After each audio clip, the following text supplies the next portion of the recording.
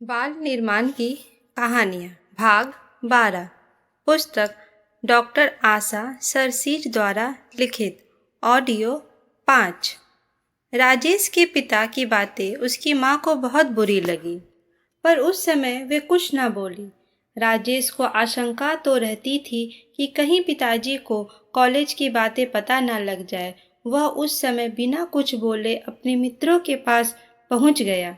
माँ उसके पिताजी से कहने लगी, आप भी जवान बेटे से इस तरह की बातें करते रहते हैं। कहीं गुस्से में आके घर से निकल ही गया तो?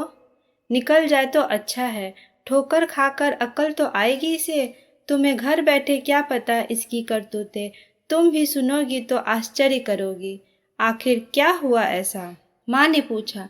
तब पिताजी ने राजेश की कॉलेज की सारी बातें विस्तार से माँ को बताई। यह सब सुनकर वे भी बहुत दुखी हुई। बोली, राजेश को मैं समझा कर देखती हूँ। राजेश बहुत रात गए मित्रों के यहाँ से लौटा। उन्होंने उसे सिखा दिया था कि पिताजी घर से निकलते हैं तो परवाह मत करो, हम सब भी तुम्हारे साथ हैं। कोई न कोई व्यवस्था हो ही जाएगी। तुमको माता पिता के आगे ना झुकना है और ना ही उनकी खुशामद करनी है। राजेश की माँ बड़ी दुखी मन से उससे बोली, राजेश, तुमसे हमें ऐसी कभी उम्मीद ना थी। हमने अपनी खून पसीने की सारी ही कमाई तुम्हारी पढ़ाई में लगाई, जिससे कि तुम अच्छे बनो, पर तुमने उसका कोई थोड़ा मूल्य भी ना समझा। क्या इसलिए तुम कॉलेज जाते हो?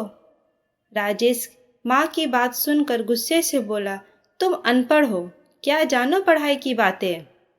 अब माँ को भी गुस्सा आ गया। वे कहने लगी, हाँ, मैं तो बिल्कुल अनपढ़ हूँ, गंवार हूँ, कुछ भी नहीं जानती। और तुम जो कॉलेज में खुराफाते करते हो, शिक्षकों की पिटाई करते हो, नकल करते हो, ये सब पढ़े लिखे और बुद्धिमानों के करने योग्य काम है ना?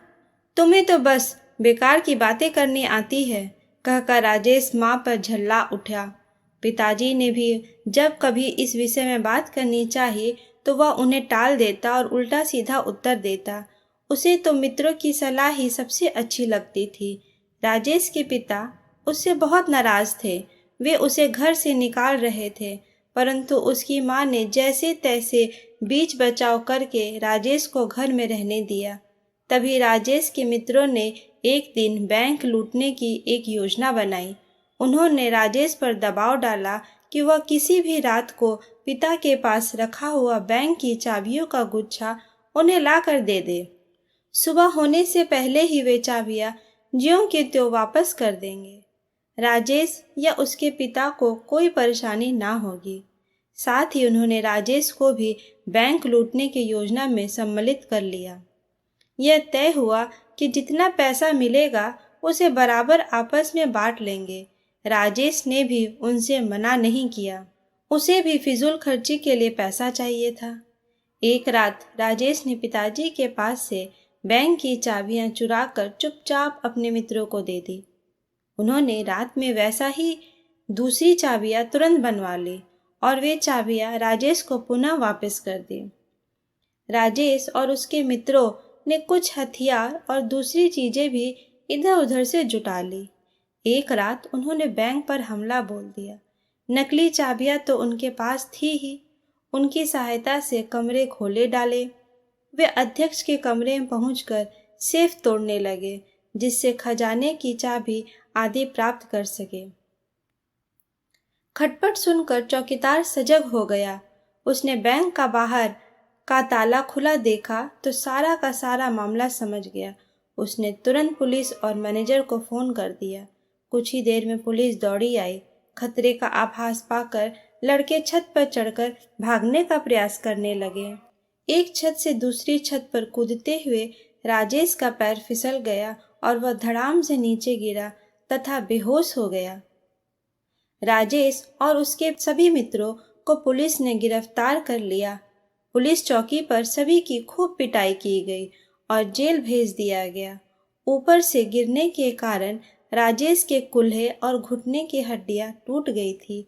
वह जेल में पड़ा पड़ा कराहता हुआ अपने किए पर पछताता रहा। इस मध्य उसके पिता का भी स्थानांतरण दूसरे शहर में हो गया। वे राजेश से इतने अधिक नाराज थे कि उससे मिलने भी नहीं गए। ना ही उन्होंने राजेश के पास उसकी माँ या भाई बहन को जाने दिया।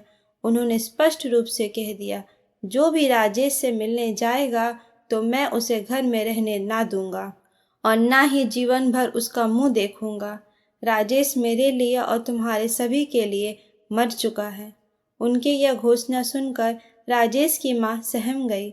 वह अच्छी तरह से जानती थी कि पति जो कर रहे हैं और कह रहे हैं उसका दृढ़ता से पालन करेंगे, अतएव वे भी उस समय चुपचाप हो गई। राजेश जेल से छूटकर जब घर आया तो देखा वहाँ कोई ना था।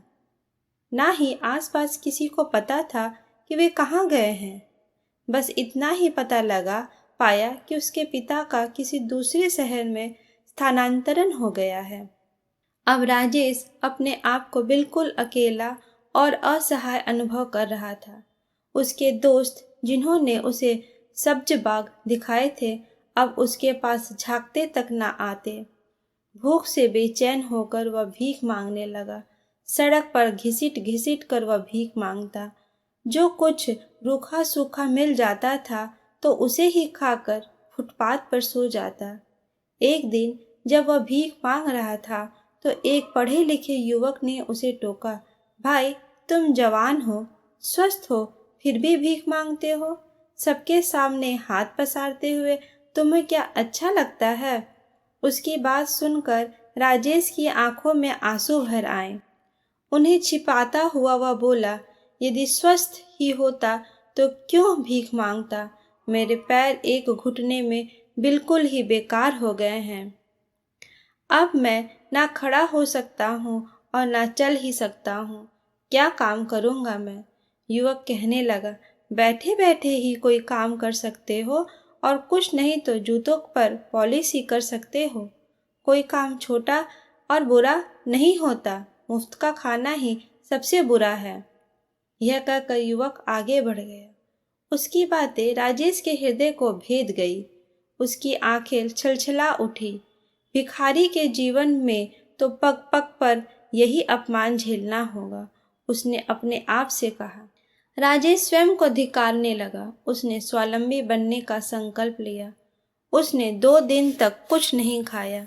भीख में आए रुपयों से उसने बूट पॉलिश और ब्रश मंगवा लिया। अगले ही दिन से वह एक बैंक के पास पेड़ की छाया में जाकर बैठ गया और जूतों पर पॉलिश करनी प्रारंभ कर दी।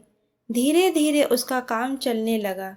सादा पहन और खा सके इतना पैसा उसे मिल जाता था। इस दुर्घटना ने राजेश का व्यवहार और स्वभाव एकदम बदल दिया था। अब वह बड़ा गंभीर और विनम्र बन गया था। सभी से वह अच्छा व्यवहार करता और मीठा बोलता। उसके ग्राहक उसके काम और व्यवहार से खुश होते। जब भी राजेश स्कूल कॉलेज जाने वाले बच्चों को देखता तो उसके मन में कसक उठती। अपनी मूर्खता के कारण ही उसने उज्जवल भविष्य को गंवा दिया था। वह स्कूल जाने वाले बच्चों को सदा यही समझाता, बच्चों हमेशा मन लगाकर पढ़ना, कभी स्कूल से ना भागना, पढ़ाई से जी ना चुराना, तभी तुम बड़े आदमी बनोगे और आदर पाओगे। होनहार बालक। भारत के पूर्व में इम्फाल नामक एक प्रसिद्ध स्थान है। यह हाथ के पंजे की तरह फैली असम की पहाड़ियों पर बसा एक रमणीक नगर है। इसी इम्फाल क्षेत्र में ही वीर सपूत सुभाष चंद्र बोस की आज़ाद हिंद फौज ने भारत को स्वाधीन बनाने के लिए अंग्रेजों की सेना पर सबसे बड़ा आक्रमण किया था। भारत चीन युद्ध के समय भारतीय सेनाओं ने चीन के धूर्त आक्रमणकारियों को यहीं परास्त कर आगे खदेड़ दिया था। 4 वर्ष का लाला गांगटे इसी वीरभूमि इम्फाल का निवासी था। लाला था तो छोटा बच्चा, पर उसकी सूझबूझ बड़ी पैनी थी। कभी कभी तो वह ऐसी बात कहता कि उसके माता पिता भी आश्चर्यचकित रह जाते। लाला के माता पिता बड़े समझदार थे। उसकी प्रतिभा के विकास का उन्होंने पूरा प्रयास किया था। बालक में यदि केवल प्रतिभा हो परंतु उसे सही वातावरण और प्रशिक्षण ना मिले तो उसका उचित विकास नहीं होता। बुद्धिमान अभिभावक बालक को अच्छे संस्कार देते हैं। शिक्षा और अच्छे वातावरण में उनका विकास होता है। एक दिन की बात है, लाला गांगटे दूसरे बच्चों के साथ घर से घूमने निकला। सारे बच्चे खेलते कूदते बस्ती के पास बने तालाब के किनारे पहुंचे। वहां थोड़ी देर बैठकर दूसरे बच्चों ने दौड़ प्रतियोगिता प्रारंभ की। वे सभी वहां से 2 फलांग पर स्थित बौद्ध मंदिर की ओर एक साथ दौड़ पड़े। तालाब के किनारे खड़ा लाला उन्हें दौड़ते हुए देखकर प्रसन्न हो रहा था। इस दौड़ में उसने भाग नहीं लिया था। इसका कारण था 1.5 वर्ष का उसका भाई चोंचो। जब वे खेलने आए थे तो चोंचो भी उससे लिपट गया था और उसकी गोद से उतरा ही ना था। लाला ने उसे जबरदस्ती उतारने की कोशिश की तो उसकी माँ बोली, लाला, इस समय मैं घर के काम में जुटी हूँ। तुम इस रोते हुए को छोड़ जाओगे तो यह मुझे तंग करेगा। अच्छा हो तुम इसे भी खिला लाओ। तब लाला चोचो को लेकर घर से निकल आया था। चोचो भी बहुत से बच्चों के बीच में बड़ा प्रसन्न था। कभी वह ताली बजाकर नाचता तो कभी किलकारी मारकर हंसता। बच्चों को भागते देखकर चोचो को भी बड़ा अच्छा लग रहा था। वह भी जबरदस्ती लाला की गोद से उतर आया और वहीं इधर उधर भागने लगा। पर यह क्या, जैसे ही दूसरे बच्चे आंख से ओझल हुए, लाला ने चोचो को देखने के लिए अपनी गर्दन मोड़ी तो उसे गायब पाया। लाला ने इधर उधर गर्दन दौड़ाई पर वहां कोई भी ना था। वह बिना समय खोए तालाब के किनारे दौड़ चला। वहां उसने देखा कि चोचो डूब रहा है। बस उसके सिर के बाल ही पानी के ऊपर थे। लाला ने जल्दी से उसके बाल पकड़कर खींचने की कोशिश की पर उसका हाथ ना पहुंचा। उल्टे वह पानी के बहाव के साथ दूर छिटक गया। पल भर के लिए लाला सहमा कि चोचो की यह स्थिति और आसपास कोई नहीं है, पर शीघ्र ही उसने अपने को नियंत्रित किया। संकट की उस घड़ी में भी लाला ने बिना धैर्य खोए बुद्धिमानी से काम लिया। वह समझ गया था कि इसे बचाना अब उसके बस की बात नहीं है। लाला तुरंत तालाब के सामने बने घर में घुस गया। वहां एक आदमी का हाथ पकड़कर खींचते हुए बोला, जल्दी कीजिए, तालाब में एक बच्चा डूब रहा है। लाला की घबराई हुई सूरत देखकर वह आदमी तुरंत भागा चला आया और सरोवर में कूद पड़ा। बच्चा तब तक तालाब के बीच में पहुंच चुका था। वह तैरकर वहां पहुंचा और बालक को पकड़ा। बाहर निकालकर बड़ी देर तक उसने लाला की सहायता से उसे प्राथमिक चिकित्सा दी। तब कहीं जाकर चोचो ने अपनी आंखें खोली। तब दूसरे बच्चे भी अपनी दौड़ पूरी करके वहां आने लगे थे। पूरी बात जानकर वे सहम गए। एक बच्चा तुरंत भागकर चोचो की माँ के पास गया और उन्हें बुला लाया। वह आदमी उसे बच्चा सौंपते हुए बोला, लो बहन, संभालो अपना बालक। इतने छोटे बच्चे को तुम्हें घर से बाहर नहीं भेजना चाहिए, और वह भी छोटे छोटे बालकों के साथ। फिर उसने लाला की ओर इशारा करते हुए कहा, इस छोटे बालक ने आज बड़ी सूझबूझ से काम लिया। इसी के कारण ही बच्चे के प्राण बचे हैं।